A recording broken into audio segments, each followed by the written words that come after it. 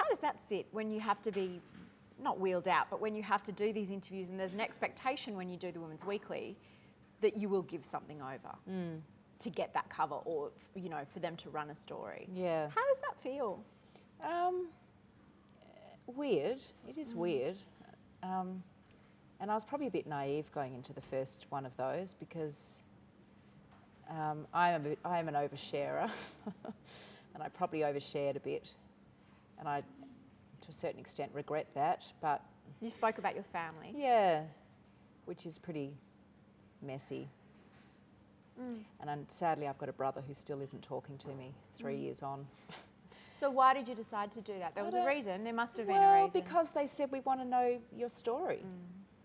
And my story is a bit complicated, and it's not white picket fence and... You don't look like you've got a complicated story. You look But like the girl with everything. Yeah, but what does that look like? You. Well... That's why I think, you know, for as long as I've known you, you've been incredibly generous and incredibly passionate about women being honest and authentic and supporting each other. Yeah, and I guess I guess when they said, we want to know your story, I felt I had to tell the bits that were perhaps a bit unpalatable for some members of my family. It is what it is. I say it as it is. I'm not going to pretend it was something else.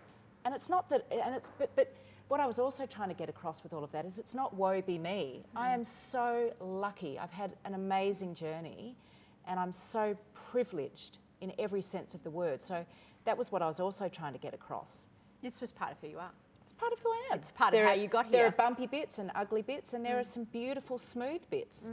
But it's if the Women's Weekly put me on the cover and wanted to know my story, I'm not going to embellish and you know, rub out the bits that are a bit ugly.